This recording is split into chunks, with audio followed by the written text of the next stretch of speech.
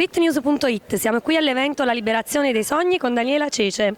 Salve, Wedding buonasera. e party Planner. Esatto, un po' difficile. Allora, ha raggiunto i suoi sogni, dato il Sì. tema della giornata? Esattamente, sì, si può dire che dopo diversi anni di esperienze, di corsi di formazione, ritengo di aver raggiunto il mio obiettivo, di aver centrato l'obiettivo, esattamente. C'è stato qualche attimo di titubanza nel percorso? Come ha reagito? Sì, durante il percorso certamente vengono dei momenti un po' bui, un po' la storia di Alice, no? Che ti trovi nei vicoli del bosco, fai incontri un po' strani, certo, che cercano di ostacolarti nel cammino, però la tenacia, la determinazione e anche un pizzico di follia Alla fine premia. alla fine premia, sì. Quindi l'importante è non fermarsi, e questo è il suggerimento che ci sentiamo di dare. Assolutamente. Infatti io ritengo che non ci siano dei veri e propri ostacoli, se non è, ecco, l'ostacolo è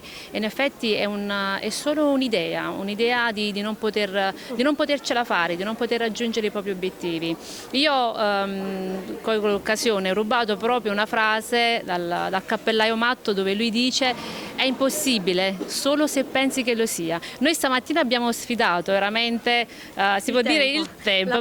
È stata una lotta continua, ci sentivamo, messaggiavamo con Gennaro e alla fine abbiamo deciso no, si fa nonostante la pioggia, perché ci crediamo fermamente in queste giornate. Alla fine ce l'abbiamo fatta un po' tutti. Esattamente, siamo qui a divertirci. Benissimo. Quello è l'importante. Un saluto a tutti i lettori di Street News allora. Un saluto a tutti, è stata veramente una bellissima esperienza, una bellissima giornata e spero di poterne condividerne tante altre. Grazie mille e a Grazie, presto. grazie. Un saluto ai lettori di Street News.